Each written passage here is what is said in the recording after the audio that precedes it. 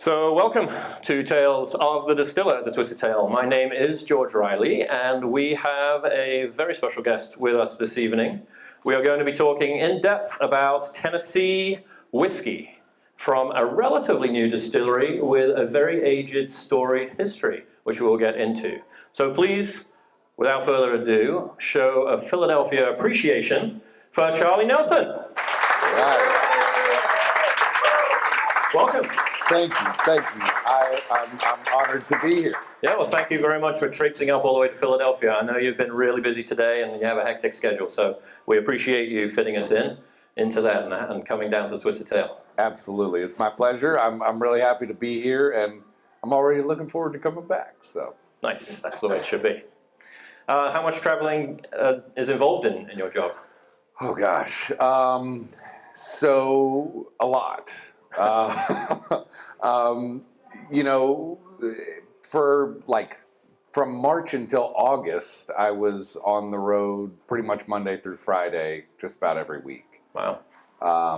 So, the way that my brother and I kind of divide up our duties, at least historically, was that he would make it and I sell it, sort of thing. So, the life of a traveling salesman, I guess. Okay. Did you choose that, or you kind of fell into those roles? I mean, it kind of just fit our personalities, He is, he's a lot more introverted and more attention to detail kind of guy, and just like a perfectionist. And, I haven't met a stranger yet, so still looking, but. Nice. That's a good philosophy of life, I think. Yeah. I like that. So your history and your brother's history and education was not in the distilling business. Is that correct? Yeah, that's totally correct. Had no, I mean, when we first got into the business, I didn't even know why whiskey was brown. I didn't know. I hardly believed that the barrel is what gave, it all of its color and flavor. I was like, this is even. It took me until we made our first batch, distilling from grain to glass and letting it age for, at least 6 months. And, at that point, I was like, I guess it really is. All you do is. Changing color.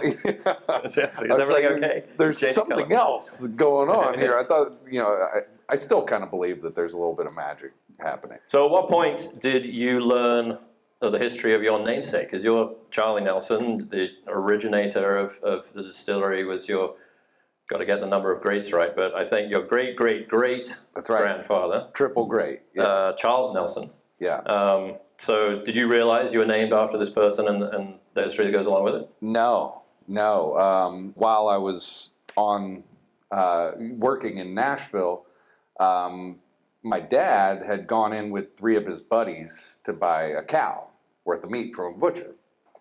As you do. Yeah. A whole cow. Yeah. Okay. So, at the time there were no local butcher shops in Nashville, and I don't know if y'all have Kroger here, but Kroger, at least at the time, I don't think they do still sell whole cows. I doubt it. Yeah. Yeah. But so we were going to this butcher, Chuck Grissom. One of my dad's friends, he knew Chuck Grissom, this butcher, in Greenbriar, Tennessee, about 20 miles north of Nashville. I'd never even been to Greenbriar before, didn't even know that it existed. And so we're on our way to this butcher. My dad invited me and my brother, and our mom was there too. And we're running low on fuel, and we stopped at this Citgo station to fill up. And at the gas station, at the corner, there's this historical marker that said Nelson's Greenbriar Distillery, 1 mile east on Long Branch Road. Charles Nelson opened the Greenbriar Distillery. And I'm like, this is weird. That's my name. And I kind of flashed back a little bit. So while I was traveling in Southeast Asia, someone had given me a book that was all about reading energy and stuff, and trying to choose the right path. And I had tried to use that when hiking, and trying to figure out which way to go.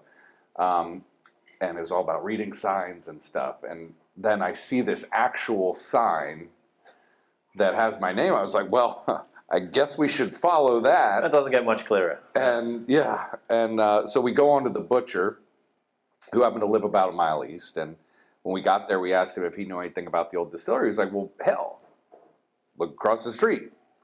We walk across the street, see this old barrel warehouse still standing and the original spring still running. We drank from the spring, and then the butcher, Chuck Grissom, said you should go and check out this old historical society. And so we did, and sure enough, there were some old like newspaper articles, paintings of the old distillery, artifacts, and a couple original bottles of our Greenbriar Tennessee whiskey with my name on them. You took credit, of course. Yeah. Yeah, exactly. So, I mean, so in that moment, literally every hair on my body stood up. My brother and I looked at each other and we're just like, holy crap, this is crazy. This is what we're here to do. And, in that moment, I was kind of transported, my life kind of flashed before my eyes. And, pretty much right then and there, we decided that we were going to try and bring this business back to life.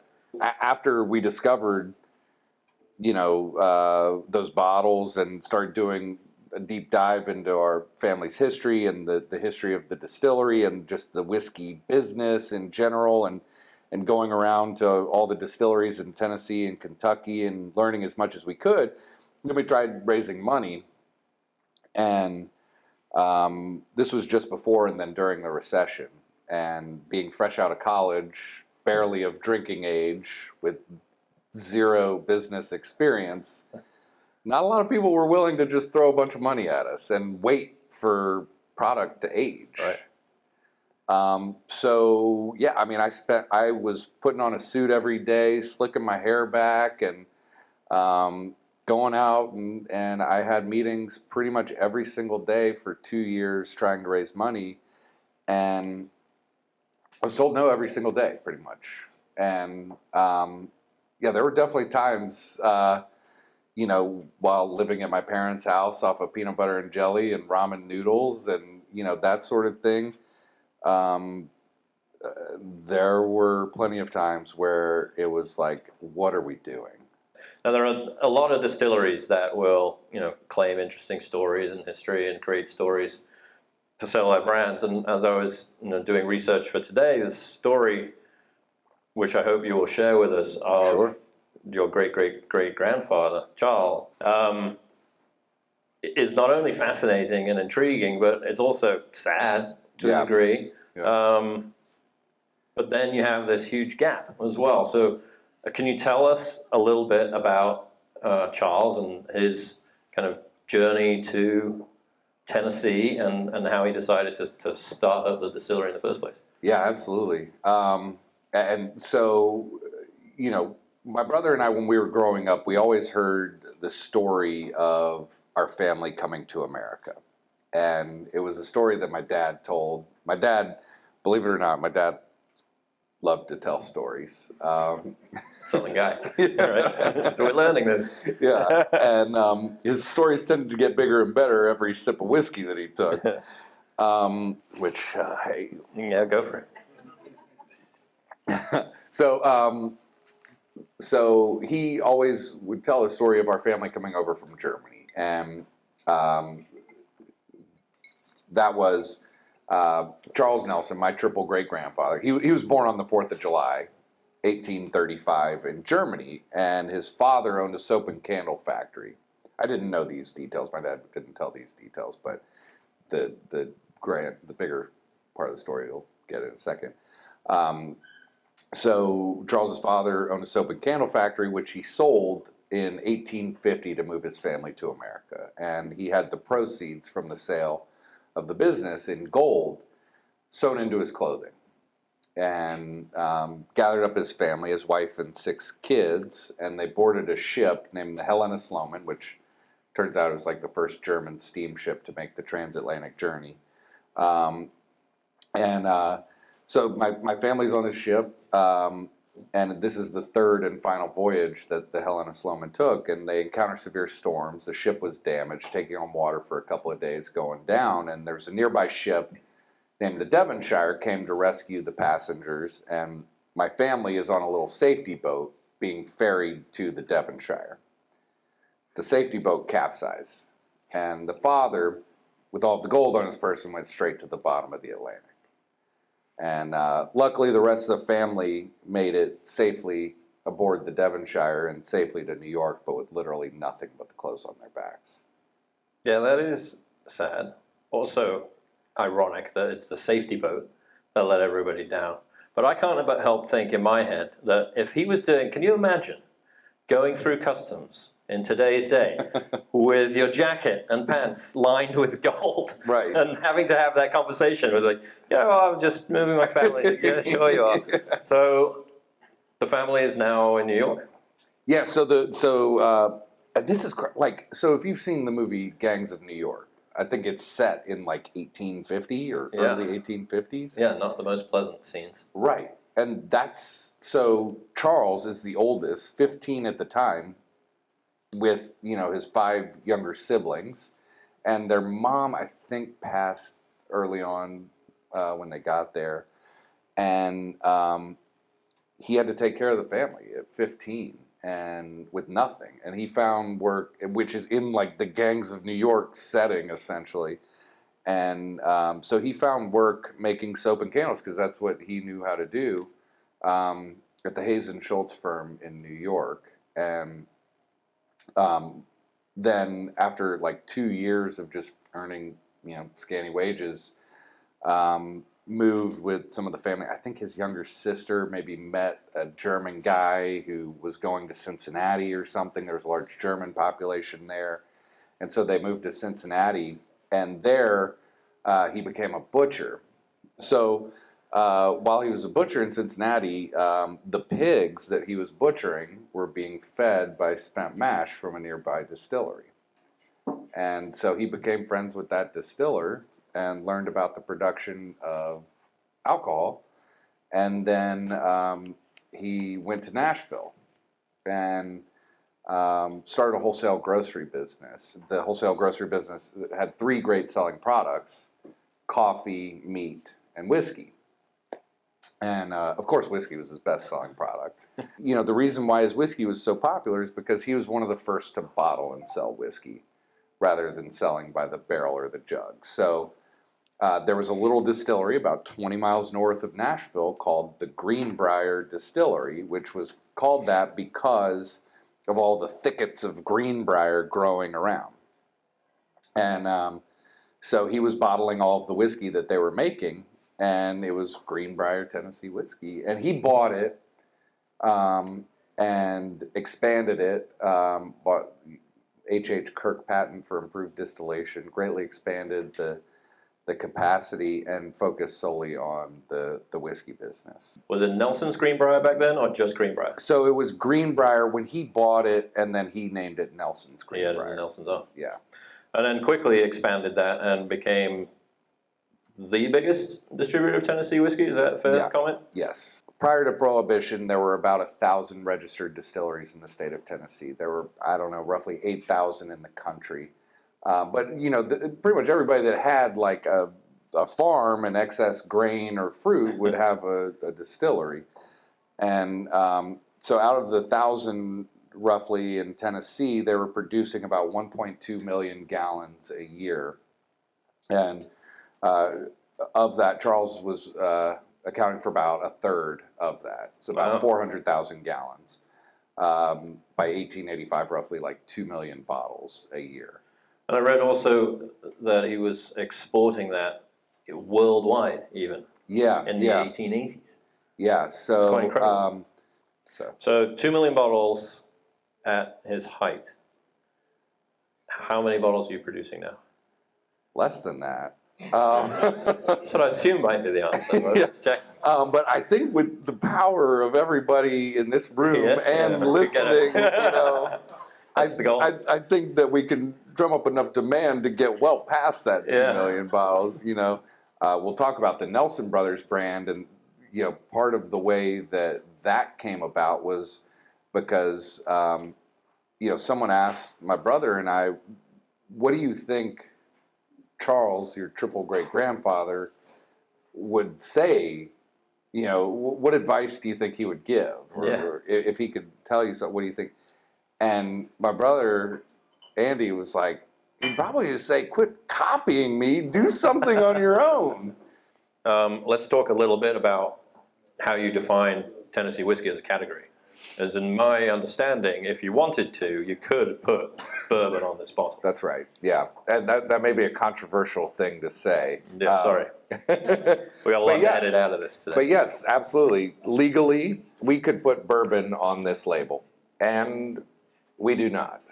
We put Tennessee whiskey on the label, and the reason is because this is the original Tennessee whiskey. This is what really created the category of Tennessee whiskey. And there was a debate about what the definition of Tennessee whiskey is or should be.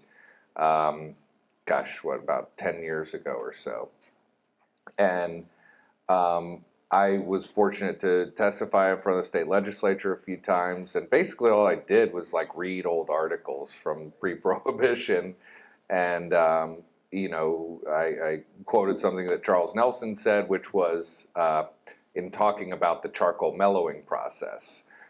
So Tennessee whiskey, let me back up. So Tennessee whiskey has to be made from at least 51% corn. Has to be aged in new oak barrels that are charred on the inside. It has to be made in Tennessee, obviously. And bourbon has to be made in the U.S. Right. But Tennessee whiskey has to be made in Tennessee. And then Tennessee whiskey has to be filtered through sugar maple charcoal. So Charles Nelson said, back prior to Prohibition, that the charcoal mellowing process removed some of the heating elements that cause an unpleasant farewell. However, the aftermath of all whiskeys is unpleasant if consumed in too large a quantity. Which, It's quite poetic. And when I was on your website, actually, the descriptions of your whiskeys on your website are also extremely poetic. And I should have written them down so I could read them out to everybody. But if you go on to the Nelson's Greenbriar website and go under products and look at how they describe it. It's very poetic, and you just spun that out very well. There must be part of the family. Who writes these things? Is that a marketing company or is that you? It's my brother. So let's talk about the taste and the flavors. Help people pick up some of these notes, if you would. So this is the original mash bill and everything. It's a wheated Tennessee whiskey, so it's corn, wheat, and malted barley. How common is that in Tennessee mash bills? I don't know of any others. Back in the day, on the property, they grew a lot of corn and a lot of wheat, so it made sense that they used it. And still, actually, in Robertson County, where the distillery was, they still grow a good amount of corn and wheat. Also had some apple and peach orchards and made some apple and peach brandy as well. So, just made sense using what was around you. It also has a higher malted barley content than most, about 15% malted barley, which is a little bit higher than most American whiskeys are today because back then, you didn't have as many commercial enzymes available to help with that fermentation process. So you needed a higher amount of malted barley for the enzymes that help, break down cell walls and convert starches to sugars and everything. But anyway, so that's the mash bill. Corn, wheat, malted barley, 91 proof because Charles Nelson passed away in 1891. So this is your, would you say your flagship product? This is the product that came from Charles. Yeah. This is what we started the company for. Right. And now you found this mash bill in your historical research? Yes. So, good question. So I mentioned that, Charles was born on the 4th of July, and every year there would be a big to-do at the distillery. And there's even an event that dates back to over 100 years ago. That's like the turning of the pig, because they would roast a bunch of pigs on the 3rd of July and have them ready on the 4th. But anyway, so it was a big to-do in Nashville. Like there are articles written about the events that would be happening there, and folks would come down from Chicago. They would go over from Memphis, and the who's who of Nashville society would go to these events. And anyway, the head of production is taking some of the guests on a tour of the facility. And he goes through the whole production process. He says, first we grind up 103 bushels of corn and cook it to 212 degrees. Then we cool.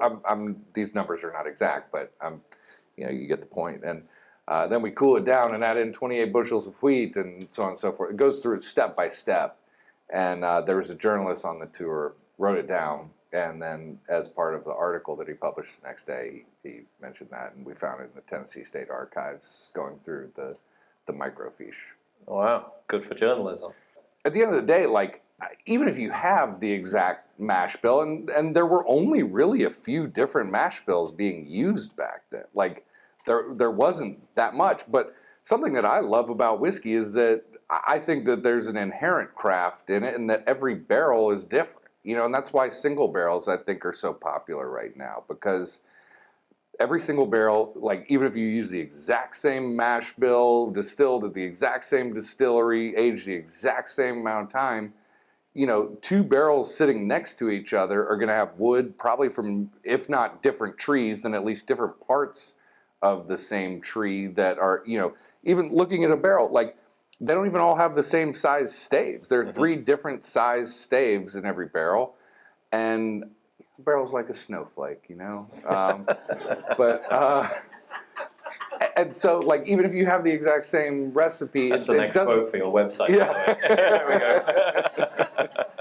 But, like, even if you have all of the same standard operating procedures, like, that still, you're not going to be able to, replicate exactly the same thing. So, like, every distillery and facility has its own little microclimate, and even if you're using the same yeast initially, the yeast is going to evolve and become its own unique strain. And so, and something that's interesting, about ours, while we are a Tennessee whiskey, we're very different from any other Tennessee whiskeys that you probably are familiar with. And for a number, our mash bills different, our barrels are different, our charcoal mellowing process is different, and we're not, like, super aggressive with our charcoal mellowing, because our Greenbriar Tennessee whiskey has a lot of, like, bourbon type of notes to it.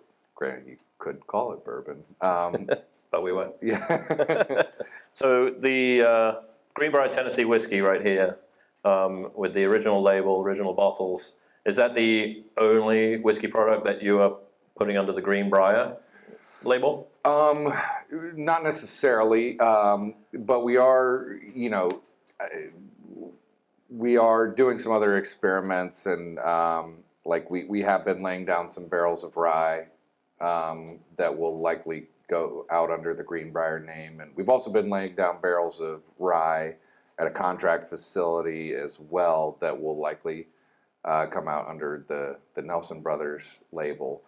And we're doing a number of experiments with just some, like, heirloom grains and stuff, and we've talked about and will likely do at some point bottled in bond. We've been distilling our Greenbriar Tennessee whiskey for over 8 years now, but the average age of what's in the bottle is about 4 years, and now what's going out is like 4 to 6 really. But we're setting back some barrels for some special stuff, and whether it's bottled in bond or some single barrels or whatever, cool. But we don't know exactly. All right, well, we'll keep our eyes open for this. Yeah, definitely. We still got time, though. So then you decided to start up a new label. Yeah. Nelson Brothers. And these ones are bourbons. Yes. And say bourbon on the bottle, so we're proud that they're bourbons. Yes. But not distilled at Greenbriar, is that correct? Right. Okay. So talk me through the decision to put out a bourbon, but also put it out under a totally separate label. So, so the Nelson Brothers, both of these are high rye content bourbons.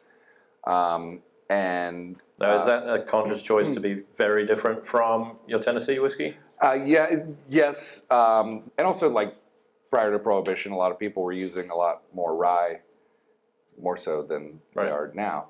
I'd say on average today, 10 to 15% rye is about average, and we're using closer to 25, 30%. This is, I think, just a really balanced bourbon, and that's what we're going for, is something that would appeal to a wide range of palates and something that could be used in a wide range of ways. And so I think it's great, neat, and this goes for really all of our whiskeys. What we're going for is like, we might have a specific goal with it, but we also want to have some flex there and have it be something that people can use in a wide variety of ways. So let's chat real quick then about the art of blending. As you were talking about the nuances of barrel to barrel and how single barrels differ from each other. So in order to create a product that needs to be consistent under a particular label, how does that process go? Is that kind of where your brother is jumping in? Yeah, so he'd probably be jumping to speak right now, but he talks about blending.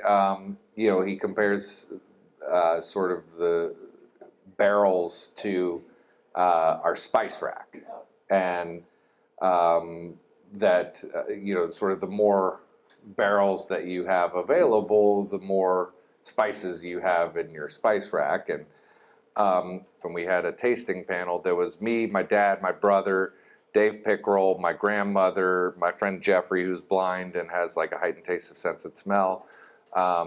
And we would go through this panel, and we might all agree on our top 2 barrels, but then you blend those 2 together, and they might be together worse than our least favorite.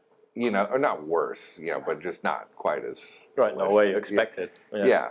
And then you might take our 2, lowest rated, blend them together, and then all of a sudden they're better than the favorite on its own. I think that our distilling and blending team do a remarkable job of putting together, the spices and the different barrels together to create a consistent flavor profile, and knowing how those different barrels are going to work together as opposed to just single barrels on their own. Right, or doing what I do when I have a house blend at home, but it's just the dregs of all of my bottles of whiskey, like the last couple of ounces, and I pour them in, and there's scotch and bourbon and rye and all sorts that go in there, and each time I take a taste, and sometimes, occasionally, it's like, wow, this is really good whiskey. Most of the time, it's like, oh my goodness, what have I done? So it's good to know that there are people with more controls. It wouldn't be my job. I'd just be, pour it all in there, and it'll be fun. So has part of that tweaking led to then the reserve coming out? Yeah. So this is where I think they really shine and do a great job. And so the reserve is some of the older barrels. Are we talking the same mash bill between the two? Yep. So same 2 mash bills. Same 2 mash bills, but not necessarily blending the same ratios, though. But close. And and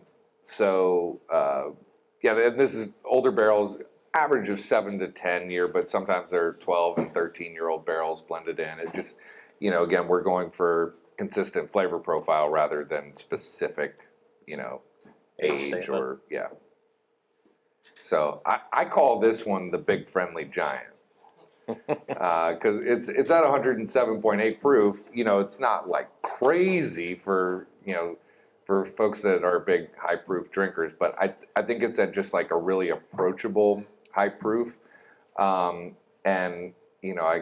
it doesn't drink like it's 107.8 proof. I think it's easy and it doesn't hit you right away, but if you don't respect it, when you try and stand up, it might, slap you around a little bit. What are the plans for the Nelson Brothers label? You're going to keep Tennessee whiskey, I'm assuming, with Greenbriar. Yes. Nelson Brothers will stick with bourbons. You said maybe a rye or something. That's right. Yeah. So Greenbriar Tennessee whiskey represents like the original Tennessee whiskey, the historical, the traditional. Right. and it's sort of celebrating our distilling. The Nelson Brothers line is a little bit more about sort of the modern day resurrection story and how we started the company, and it's more celebrating our blending and finishing and innovating.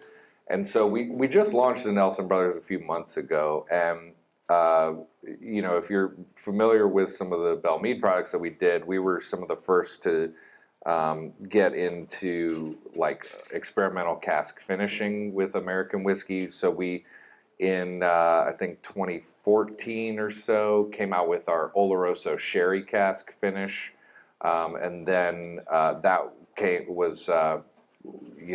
got some really great reception, and so we're going to be doing that with the Nelson Brothers, the sherry cask, and also we did like a Madeira cask, a cognac cask, and then we went crazy and just started experimenting with all kinds of stuff. So Charles Nelson passed away in 1891, and that's when his wife Louisa took over as one of the only women to run a distillery, which was remarkable because in that time, like Charles, two of his sons went to Harvard. They were, able-bodied men that, like, one would think that they would take over the business because just at the time, women didn't even have the right to vote. They couldn't, like, even easily go into a bar and get a drink. Yeah. It was a different time. And, but Louisa took over. And I think that speaks to her character and also the relationship that she and Charles had. She ran the distillery for the last 18 years until 1909, and she employed some really progressive marketing techniques and some really cool ads and stuff. And anyway, 1909 was when statewide prohibition hit Tennessee, forcing us to close our doors. And so we try and celebrate Louisa and her spirit in a number of ways. We named our still after her. We have a mural of her painted in the production area, watching over everything we do. The idea for Louisa's liqueur, we also do the Louisa Nelson Awards every year to celebrate women in the Middle Tennessee area that are making a difference in the community. And wow, fantastic. So we especially those who are not getting the recognition that maybe they deserve. But anyway, we have a lot of folks that come to our distillery and visit, and not all of them like to drink whiskey. I think That's it's shocking. because Shocking. Right. I think it's because they just haven't met the right whiskey. But my dad had the idea of creating a liqueur, actually, and so this was his idea. It was not based on like an original recipe. The family did, I later learned, had a recipe for fruitcakes that was apparently really good. I need to try and get a hold of that. But anyway, we wanted to combine some, popular Southern, flavor profiles. And so Louisa's liqueur is a coffee caramel pecan liqueur. You had said that if Charles appeared at the distillery, he'd be thrashing you for copying him. One question that I really like to ask everyone that's on this stage at the end of the chat is that if you were coming back in 100 years, but in your case, if you were coming back and the distillery was being run by your great-great-great-grandson, where would you like the evolution of the distillery to be? What would you like to see them be doing? Ruling the world. Yeah. I'm sure they would. I'd like to see them, just being thoughtful, putting out just high quality products, and putting their own spin on things, and just more importantly, having fun and connecting with other people. This may sound cheesy or something, but one of the main reasons why I fell in love with this business and wanted to get into it is because I think that it helps bring people together and share stories and get to know one another. And so my hope is that, my hopefully have, great grandchildren, that they will help carry on stories, and whether they're family stories or just like helping propagate the culture in a good and meaningful way, and just staying true to what they believe in. So I agree with that philosophy 100%, and anybody who has been here for a whiskey event or enjoyed a whiskey with me has heard me say something actually very similar. So it's cool to hear that echoed back, and we certainly have had fun learning about all of your whiskeys today. So thank you so much for being here with us again. We really appreciate your time, and definitely appreciate all of your hard work here in our glasses. So can we put a big hand together, please, for Charlie Nelson? Thank you. Yes.